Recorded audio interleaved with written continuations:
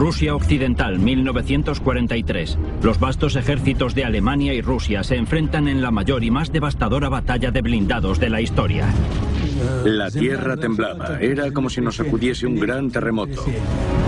2.500 Panzer alemanes y cañones de asalto se enfrentan a más de 5.000 tanques soviéticos. Cuando todo acabe, las bajas superarán las 200.000.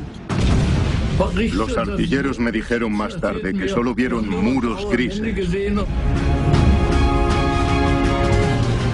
Y no paraban de disparar y disparar. Cielo y tierra estaban en llamas.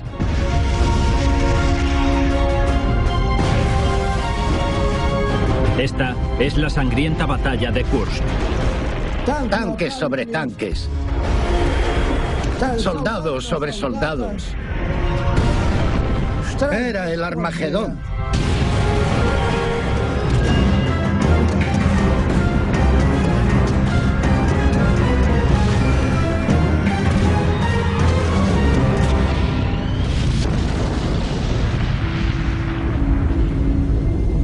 ...5 de julio de 1943, Frente del Este, Rusia. Primer día de la Operación Ciudadela de Hitler. Más de 800 tanques alemanes se desplazan por las llanas tierras rusas hacia la ciudad de Kursk. Esperándoles se encuentran los soviéticos, que defienden su patria con el mayor ejército de tanques que se haya reunido jamás.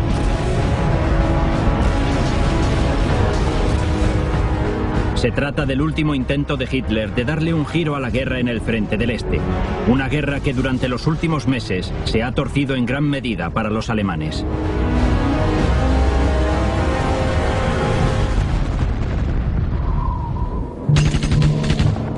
Desde la desastrosa derrota de Stalingrado en febrero del 43, las fuerzas soviéticas han estado bombardeando sin descanso a los alemanes, obligándoles a retroceder 300 kilómetros hacia Alemania.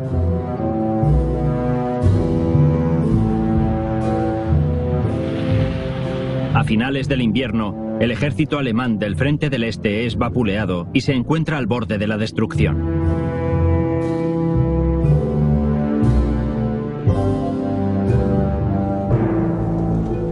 Pero Hitler está decidido a recuperar la iniciativa y planea un contraataque masivo. Su plan consiste en lanzar una maniobra de pinza a larga escala para cortar el saliente soviético concentrado en la ciudad de Kursk. El objetivo es sitiar y destruir más de 500.000 de fuerzas soviéticas en la zona.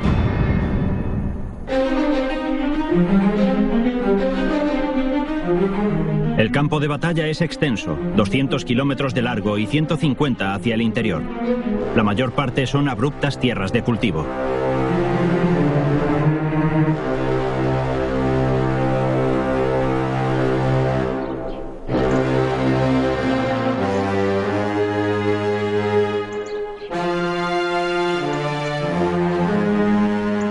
Los amplios espacios abiertos de los legendarios pastos rusos son ideales para una lucha entre tanques.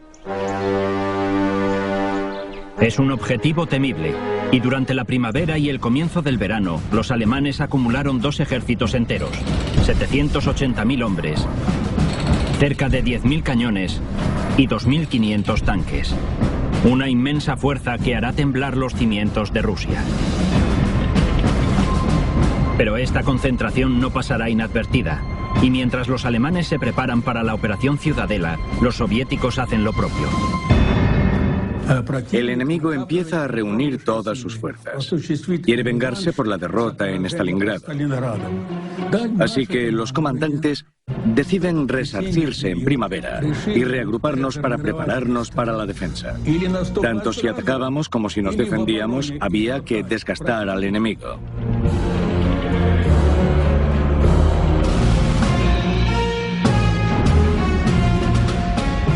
Para enfrentarse al complicado ataque alemán, los soviéticos se fortalecen con casi 2 millones de hombres, 25.000 cañones y más de 5.000 tanques.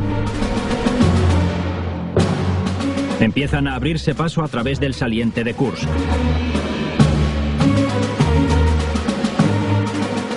$300.000 civiles se arman con palas y comienzan a cavar zanjas y trincheras antitanque a lo largo de 400 kilómetros. Los zapadores siembran la zona con 40.000 minas.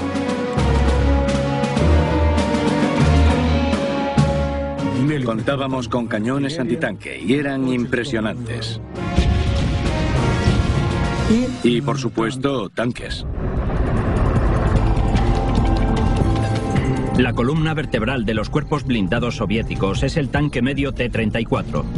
Con un cañón principal de 76 milímetros y 4,7 centímetros de blindaje frontal, el T-34 de 31 toneladas cuenta con una potencia de fuego, protección y movilidad letales. En el verano de 1943, las fábricas soviéticas producen miles de ellos y a lo largo del saliente de Kursk, los T-34 empiezan a tomar posiciones.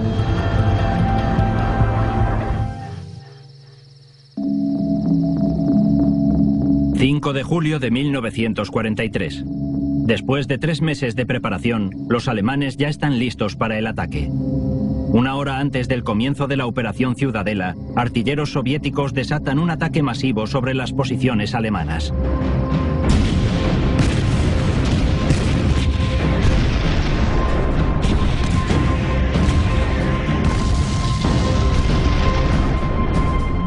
Los soldados alemanes se quedaron totalmente asombrados ante aquello.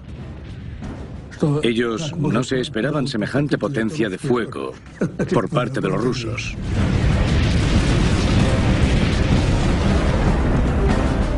Según se iban haciendo de noche, más se parecían a fuegos artificiales.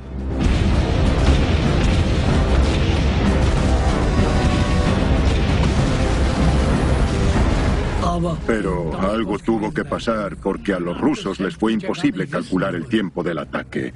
Exactamente 1 hora antes del ataque planeado. Los soviéticos sabían la hora del ataque a la perfección. Habían capturado a un equipo de zapadores alemanes que habían confesado.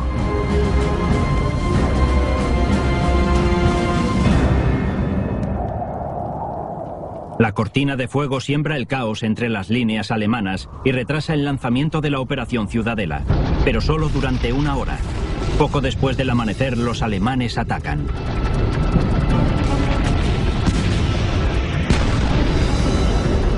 Es un ataque blindado en masa que incluso hoy día sigue dejando una sensación amarga. Cada uno de los tanques rusos llevaba 20 o 30 pobres diablos, y todos y cada uno de ellos iban borrachos como cubas. Y ahí fue cuando se desató la tormenta.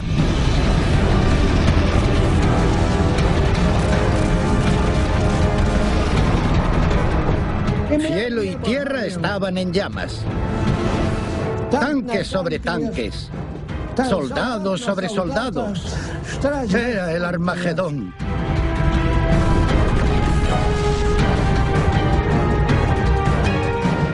Pero nosotros mantuvimos nuestra palabra, no retroceder ni un paso, por Stalin.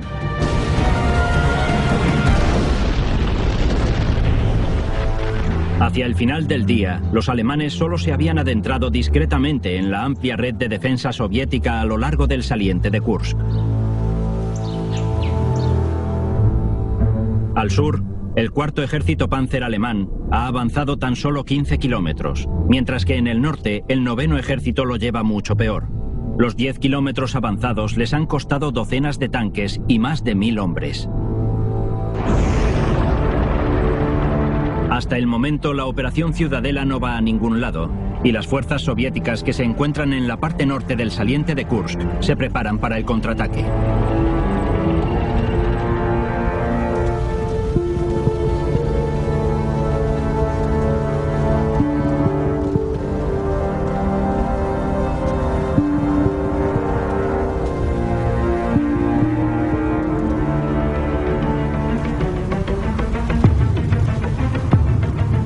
Hay escaramuzas por todo el frente.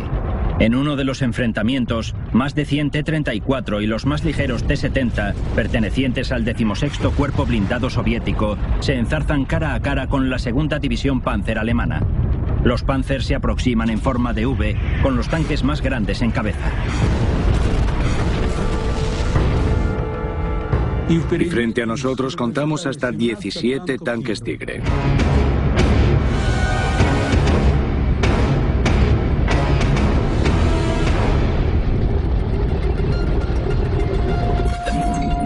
El Tigre es el tanque alemán más grande. Revestido con cerca de 10 centímetros de blindaje, es prácticamente inmune a los ataques frontales. Pero es su cañón del 88, con un alcance de más de 2 kilómetros, lo que lo convierte en el arma más letal del campo de batalla de Kursk.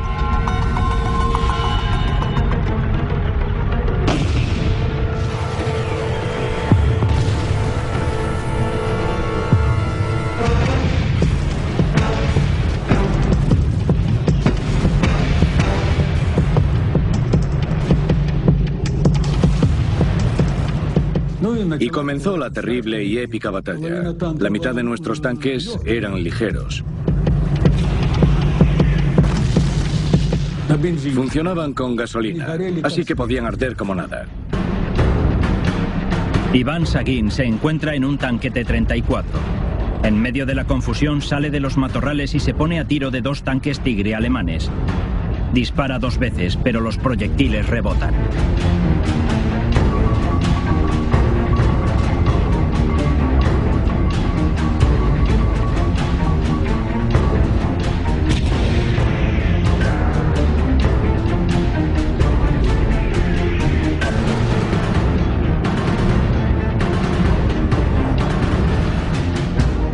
Nuestro tanque tenía un cañón de calibre 76 y no pudo penetrar su casco.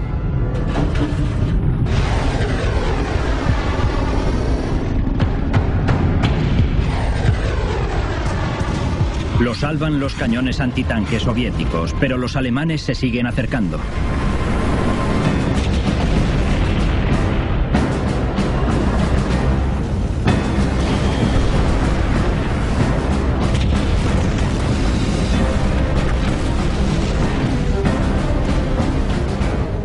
Tenía la escotilla abierta, así que podía asomarme y mirar para buscar el objetivo. Y de repente entró el comandante de mi batallón. Su tanque había sido alcanzado y estaba en llamas. La infantería enemiga lo había rodeado, así que decidió salir y esconderse en el mío. Y justo en el momento en que entró en mi tanque, los alemanes dispararon y nos alcanzaron a nosotros. El impacto hizo que saltara metralla y un trozo le dio al comandante en la cabeza. Se la reventó. Yo estaba lleno de sangre, estaba totalmente cubierto por sus sesos. No sabía qué hacer para quitarme todo aquello de encima.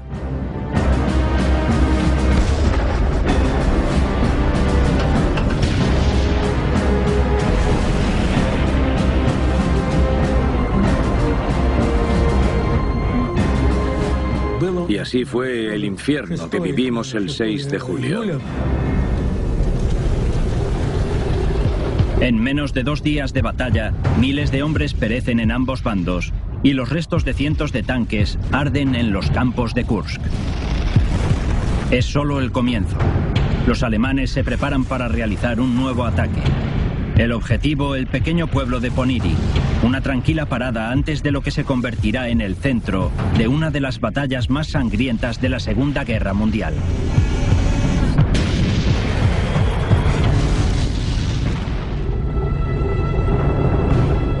...5 de julio de 1943. En un esfuerzo por cambiar el destino del Frente del Este, los alemanes lanzan una gran ofensiva blindada contra la defensa soviética en las planicies de la Rusia occidental.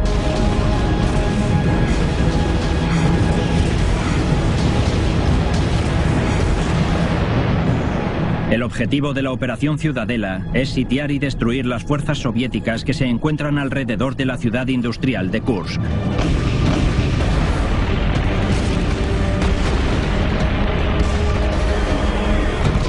Los soviéticos oponen una fuerte resistencia contra los Panzer que se aproximan. Ambos bandos sufren grandes pérdidas y hacia el final del segundo día los alemanes solo han conseguido pequeños logros. Pasado ya un día y decididos a tomar Kursk, el general Model lanza un nuevo ataque. El objetivo, la ciudad de Poniri.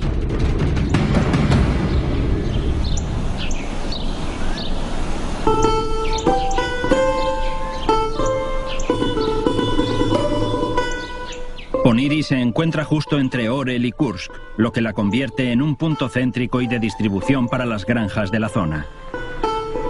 Si Model y su 9º ejército quieren tomar Kursk, primero tendrán que conquistar Poniry. El mariscal soviético Konstantin Rokossovsky conoce el valor estratégico de esta ciudad. Se adentra con una fuerza enorme compuesta por tanques y cañones y coloca miles de minas. La estación de Poniry es ahora el punto fortificado más fuerte de todo el saliente de Kursk.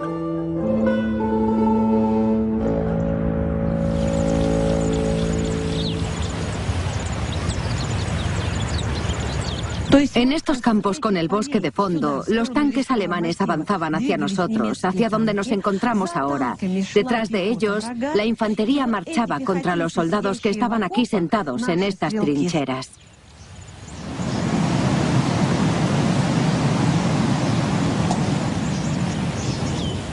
La artillería y los tanques se enterraban. Esto que tenemos aquí delante es un refugio donde los tanques se sepultaban. A este tipo de refugios los llamábamos caponera.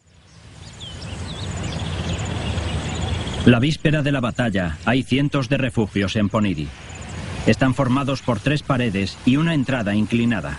Permiten que los T-34 actúen desde posiciones defensivas como artillería y les dejan moverse con rapidez para realizar operaciones de ataque. Este terreno tan particular se convirtió en el epicentro de la batalla.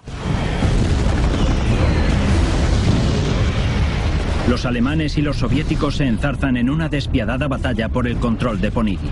La ciudad cambiaba de dueño 5 veces al día. Los alemanes envían panzers una y otra vez a la contienda. Las minas, los T-34 y los cañones antitanque destruyeron muchos de ellos.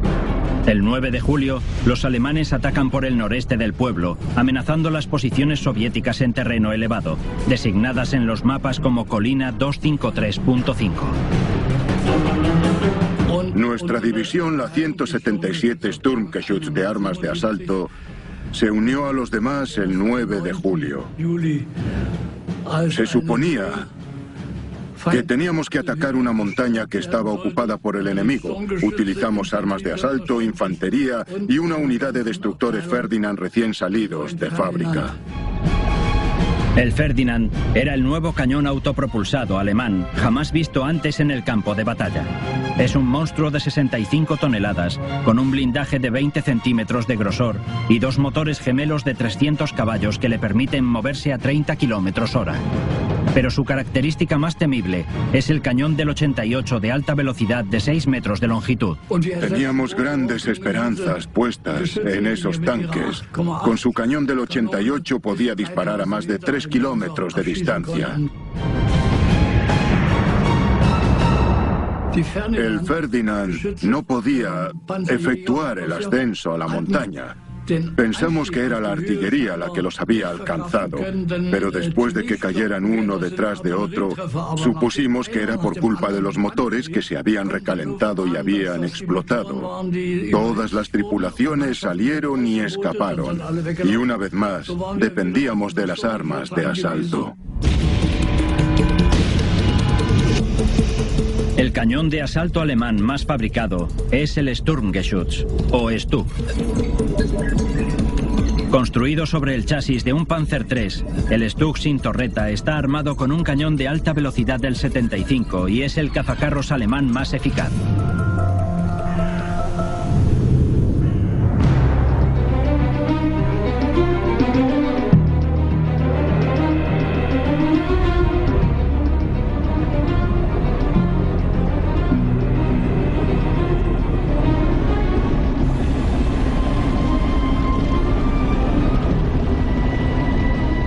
El ataque comenzó y nos adentramos en un campo de minas, colina arriba.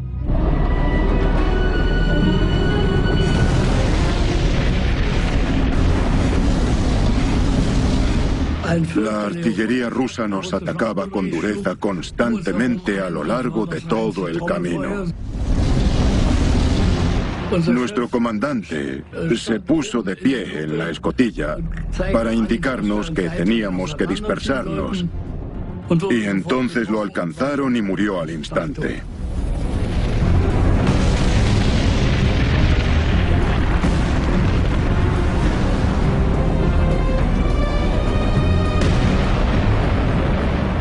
Uno de los tanques fue alcanzado en la cadena y esta voló por los aires.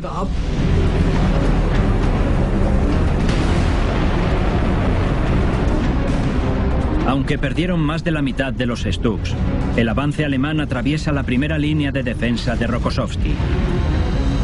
Bosse se abre camino a través de las dos primeras líneas de trincheras, justo tras las defensas soviéticas. Le dispara a uno de los cañones antitanque de Rokossovski. Minutos después, otro cañón lo coge por sorpresa.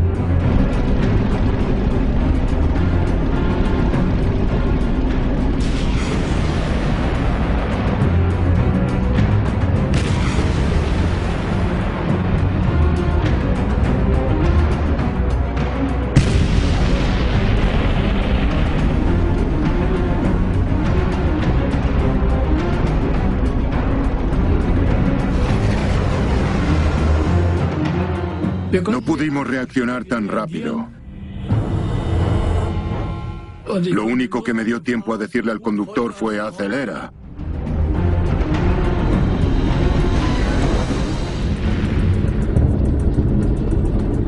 De julio de 1943. Comienza el quinto día de la sangrienta batalla de Kursk, con el 9º ejército alemán todavía con posibilidades de penetrar en la defensa rusa del sector norte. Los alemanes, desesperados por completar el avance hacia Kursk, lanzan un inmenso ataque con blindados sobre el pueblo de Ponyri, de gran importancia estratégica. El objetivo es hacerse con la zona elevada al noreste del pueblo, conocida como Colina 253.5.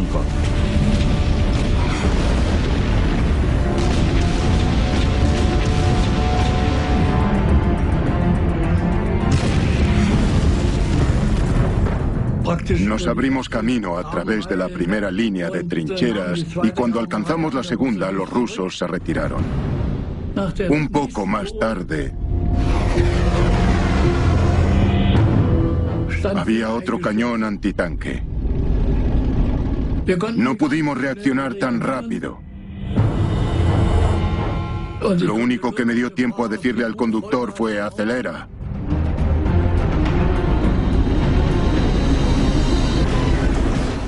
Nos dirigimos hacia el cañón y nos las arreglamos para aplastarlo.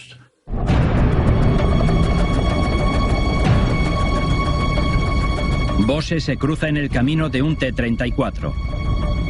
Dispara y el proyectil rebota en el tanque soviético.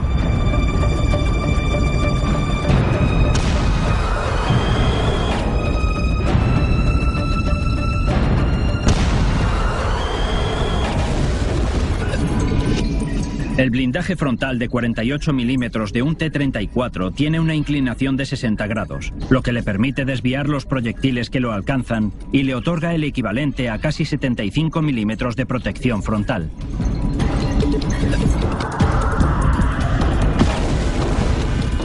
Pero el impacto dejó al tanque tambaleándose de lado a lado.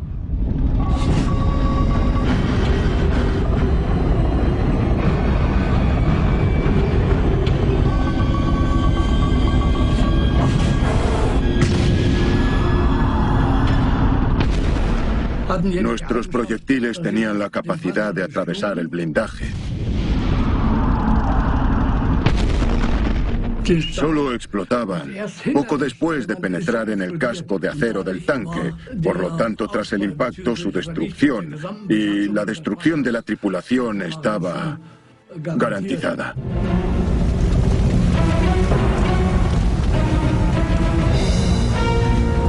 Hacia el final del día, aunque con pérdidas, los alemanes llegaron por fin a la colina 253.5, pero causando más daño en la defensa soviética, que luchó hasta el último momento.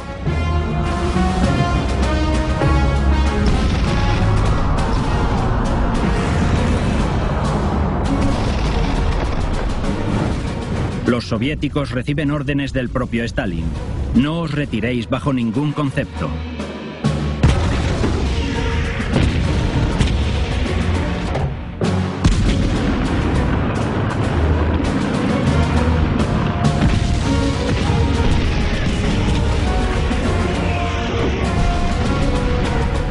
Los soldados no pensaban que iban a morir. Si se tenían que deslizar bajo un tanque para salvar a Rusia, lo hacían.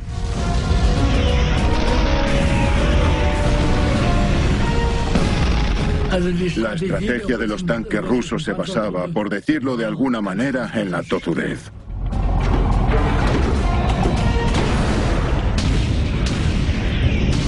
Las pérdidas fueron enormes y el campo de batalla estaba lleno de T-34 destrozados. Los soviéticos no le iban a ceder un ápice de terreno a los alemanes. Retroceder nunca.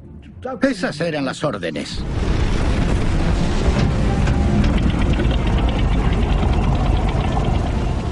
Las tripulaciones de los tanques soviéticos dejaron que los alemanes se acercasen con el objetivo de alcanzarlos en las zonas más vulnerables.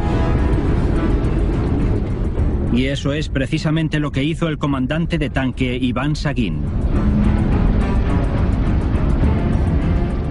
Les disparamos con munición perforante. Tenía que dar en el blanco. Pero rebotó y salió hacia arriba.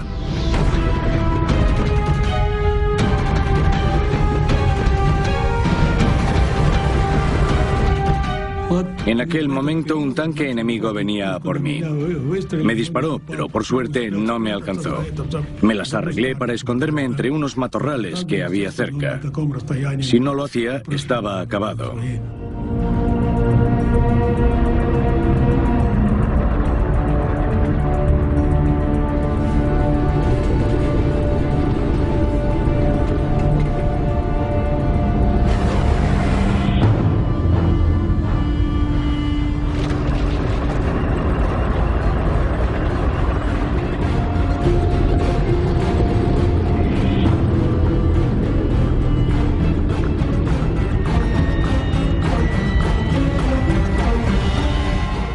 Dejé que pasaran de largo y salí de los matorrales.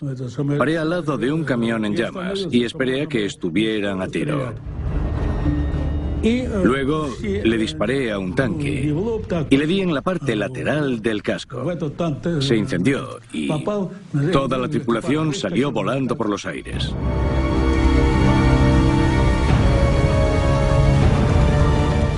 Con aquel tanque fuera de combate y ardiendo, la tripulación alemana salió y reaccionamos al momento. Los matamos. El tanque seguía ardiendo y a su lado estaban tirados los cuerpos de 3 o 4 de aquellos malditos alemanes.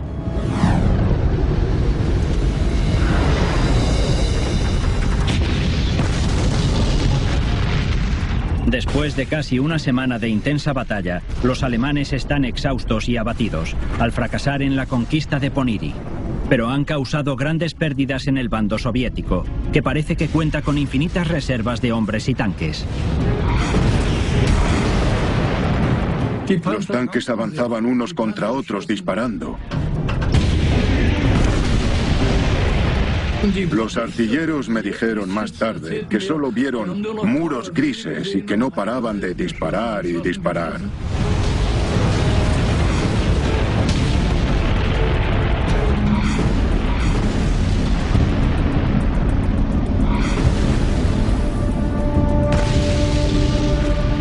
Bose es alcanzado y ahora solo puede manejar el Stug marcha atrás, lo que lo convierte en un objetivo fácil. Retrocede hasta una zona más protegida, pero todavía está en peligro.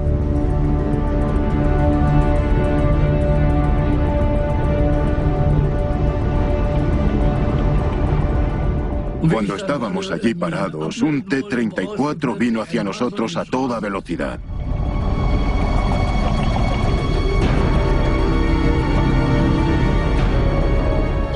Conseguí retroceder un poco y coger una buena posición de disparo.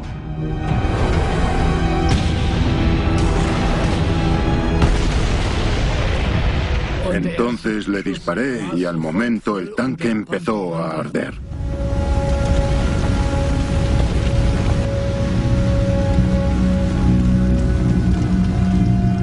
Les pregunté a mis compañeros qué había pasado.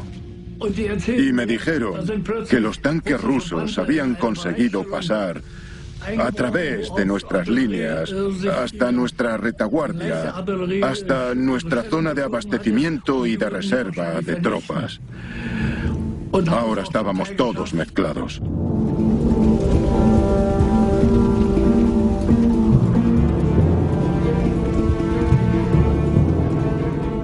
Y así comenzó la batalla entre blindados, algo que nunca se había visto antes y que no se querrá volver a vivir en mucho tiempo. Poco a poco nos fuimos dando cuenta de que el plan que habían trazado nuestros altos mandos no era tan práctico ni operativo al fin y al cabo como al principio se esperaba. Lo que Bose y el resto de los alemanes del Frente del Norte estaban viviendo era solo el comienzo de un enorme contraataque ruso que determinaría el resultado de la batalla de Kursk y cambiaría el curso de la Segunda Guerra Mundial.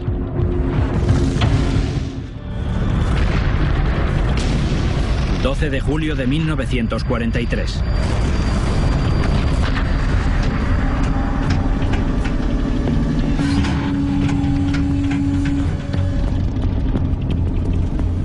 La batalla se adentra en su segunda semana. Las pérdidas en ambos bandos han sido enormes. 80.000 hombres muertos y más de 2.000 tanques fuera de combate. En el Frente del Norte, los alemanes han perdido 21.000 hombres y el 50% de su fuerza blindada. Ya no les quedan reservas. Al general Model ya no le es posible continuar con el ataque. Al margen de las grandes pérdidas, los soviéticos todavía cuentan con más de 400.000 hombres, 15.000 cañones y más de 1.400 tanques. Con estas amplias reservas, lanzan la Operación Kutuzov.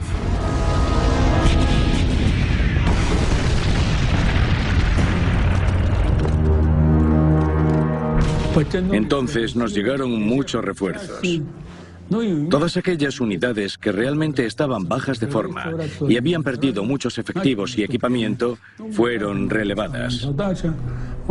El mando había establecido un objetivo claro para cada división y para cada regimiento. A los que no nos sustituyeron, seguimos adelante con el ataque.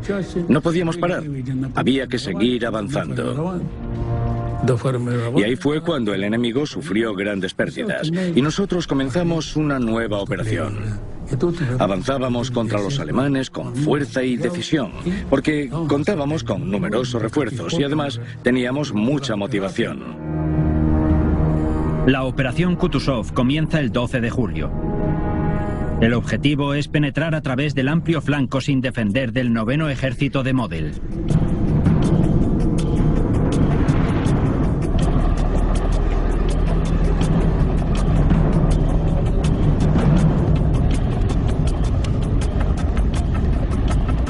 De repente me vi metido en una zona baja entre arbustos, observando el flanco enemigo. Después de un rato, percibí movimiento al lado. Los tanques rusos se aproximaban a nuestra posición.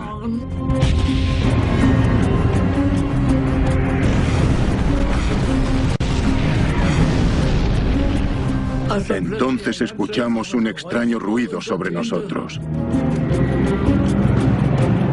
Los alemanes reciben ayuda desde el aire. En un intento desesperado por parar el avance soviético, sacan todo lo que tienen al campo de batalla, incluidos los remanentes de lo que una vez fue la formidable Luftwaffe. Los Stuka se acercaron a nuestra posición de improviso y comenzaron el ataque sobre los tanques rusos. Mirabas hacia arriba y veías cómo los aviones soltaban las bombas. Tú ibas dentro del tanque, cerrabas la escotilla y esperabas a ver si saltabas por los aires o no.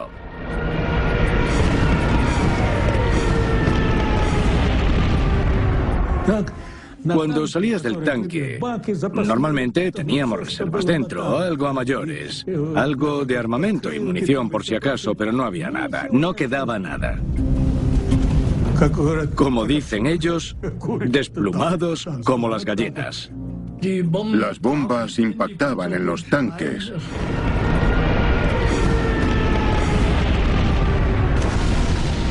E iban creando enormes cráteres.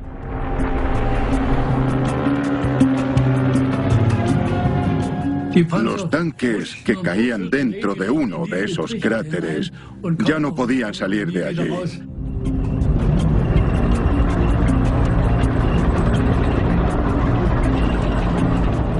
Entonces giré, en cuanto vi un tanque ruso frente a mí, a unos 100 metros.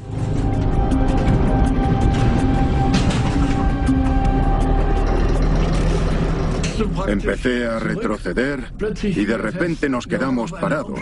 Habíamos chocado contra un tocón y las cadenas giraban en el aire. Estábamos atascados y no nos podíamos mover. Salí para ver qué era lo que pasaba y llamé también a 2 de mis compañeros de tripulación. Salimos con un hacha y conseguimos cortar un trozo del tocón que se había atascado debajo para poder nivelar el tanque. Mientras tanto, el tanque ruso se acercaba a nosotros. Al final conseguimos librarnos de aquel tronco y movernos para apuntar al objetivo.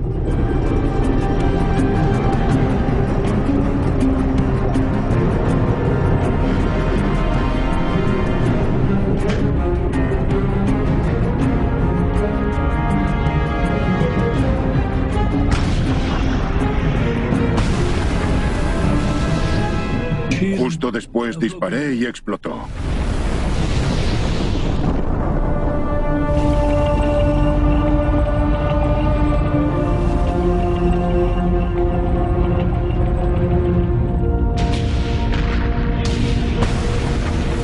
La presión soviética sobre las líneas alemanas es cada vez más fuerte. La infantería de Model cuenta con muchas bajas. En algunas zonas solo le quedan 4 o 5 cañones de asalto.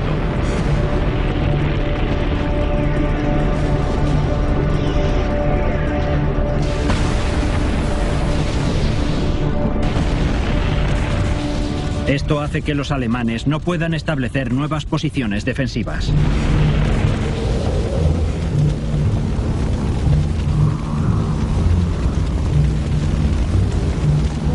La Operación Ciudadela, la última ofensiva alemana del Frente del Este en la Segunda Guerra Mundial, ha llegado a su fin.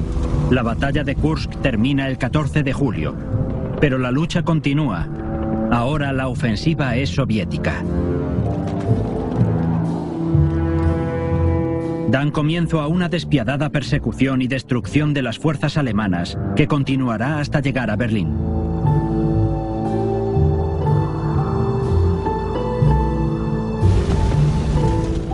Después de desalojar los sitios donde vivían los alemanes, después de bombardear todos aquellos lugares, todos sus escondrijos y todos sus campamentos quedaron hechos pedazos y completamente destruidos. Los soldados estaban hundidos. Esos pobres diablos alemanes fueron derrotados. Nuestra patria ya no les hacía felices. Sus planes se habían ido al traste por completo. Creyeron que podrían acabar con nosotros en nuestra propia casa. Pero esos malditos alemanes salieron con el rabo entre las piernas.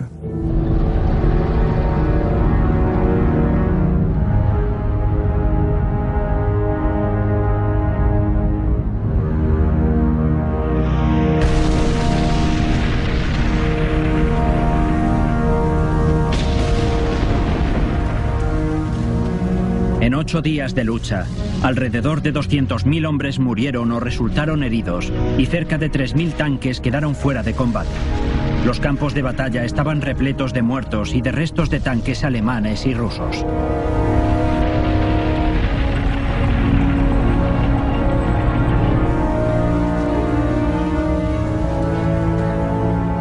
Hoy, la única prueba que queda de la gran batalla que tuvo lugar aquí son los monumentos levantados en los pueblos y campos de cultivo que se encuentran por toda la zona de Kursk.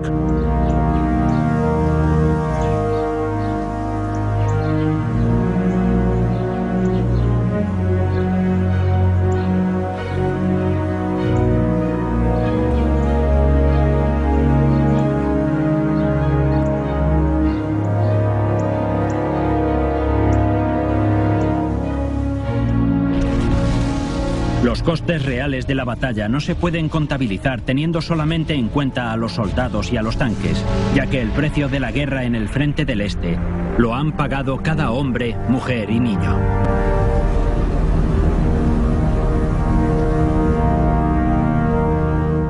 Recuerdo perfectamente toda aquella tragedia. ¿En qué año fue? ¿1943? Ahí tuvo lugar la batalla de Kursk. Todo quedó destruido. Ya no había nada. Colgaron a nuestra gente. Todo el mundo se moría.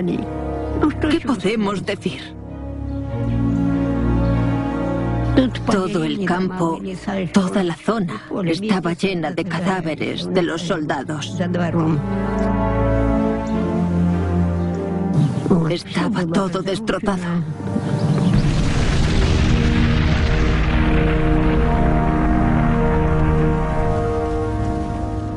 Mientras nos íbamos de lejos, se escuchaban voces gritando: ¡ayuda! ¡Socorro! Por favor, avisad a mi madre. Llevadnos con vosotros. Paré y metimos en el tanque a todos los compañeros heridos que pudimos.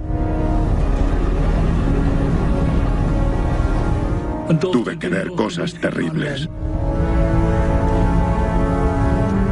¿Qué más le puedo contar? Son demasiadas cosas las que se podrían contar. Fue algo terrible. No se puede describir. Había cuerpos por todas partes.